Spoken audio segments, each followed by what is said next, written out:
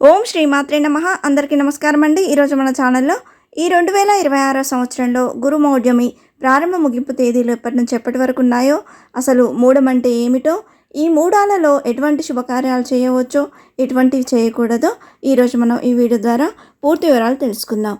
ఎక్కడ స్కిప్ చేయకుండా పూర్తి వీడియో చూస్తారని ఆశిస్తున్నాను. అంతకంటే ముందుగా ఇంతవరకు నా ఛానల్ సబ్స్క్రైబ్ చేసుకుని వాళ్ళు ఉంటే సబ్స్క్రైబ్ బటన్ని ప్రెస్ చేసి పక్కనే ఉన్న బెల్ ఐకాన్ని ప్రెస్ చేసి అలానే ఆప్షన్ ప్రెస్ చేశారంటే నేను పెట్టే ప్రతి వీడియో మీరు నోటిఫికేషన్ ద్వారా మొదటగా చూసేయవచ్చు. ముందుగా వీడియోలోకి వెళ్ళిపోదాం. అసలు మూఢం అంటే ఏమిటో ముందుగా తెలుసుకుందాం. నవగ్రహాలు సూర్యుడి చుట్టూ తిరుగుతాయి. వీటిలో భూమి కూడా ఒక గ్రహమే.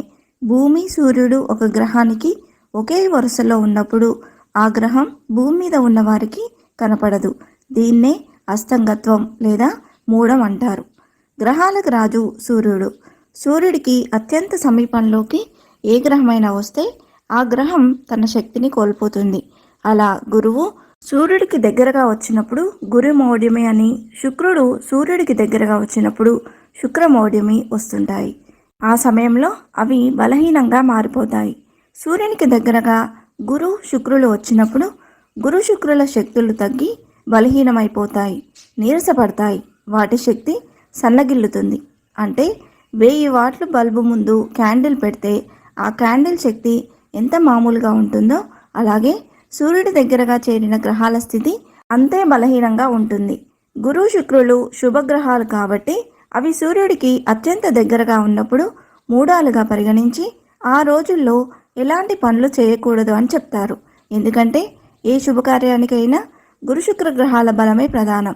ఈ 2 గ్రహాలు బలహీనంగా ఉన్నప్పుడు ఏం చేసినా కలిసి రాదన్నది పండితుల మాట.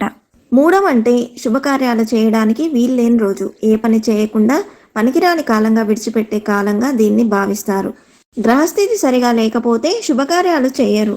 దీన్నే చెడు కాలం అని కూడా చెప్పొచ్చు.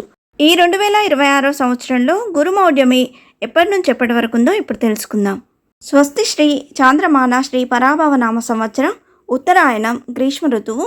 గురుమౌఢ్యమి ఆషాఢ శుద్ధ విధియ జూలై 15 బుధవారం రాత్రి 2:44 ప్రారంభమై ఆషాఢ బహుళ అమావాస్య ఆగస్టు 12 బుధవారం ఉదయం 7:29 ఈ గురుమౌఢ్యం అనేది ముగుస్తుందండి. ఇప్పుడు ఈ గురుమౌఢ్యంలో ఎటువంటి పనులు చేయవచ్చో, ఎటువంటి శుభకార్యాలు జరుపుకోవచ్చో ఇప్పుడు తెలుసుకుందాం.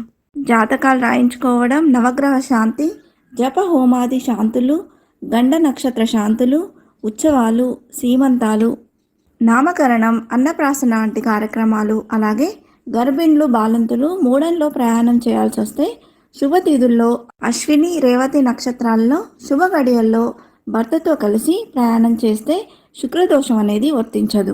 ఇంటి మరమ్మతులు, భూమి కొనుగోళ్లు, అమ్మటం, రిజిస్ట్రేషన్లు, ఉద్యోగంలో చేరడం, అలాగే విదేశాల్లో ఉద్యోగం కోసం వెళ్ళవచ్చు. ఇలాంటి పనులన్నీ మూడంలో చేసుకోవచ్చండి. ఇప్పుడు మూడంలో ఎటువంటి పనులు, ఎటువంటి శుభకార్యాలు చేయకూడదో ఇప్పుడు తెలుసుకుందాం. మూఢ సమయంలో పెళ్లి చూపులు నిర్వహించడం వంటివి చేయకూడదు. పెళ్లిళ్ళు కూడా ఈ సమయంలో జరపకూడదు.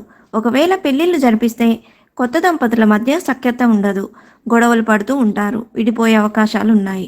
శుభకార్యాలని ఈ మూఢ సమయంలో ప్రారంభించకూడదు. అలా చేస్తే చెడు జరిగే ప్రమాదం ఉంది.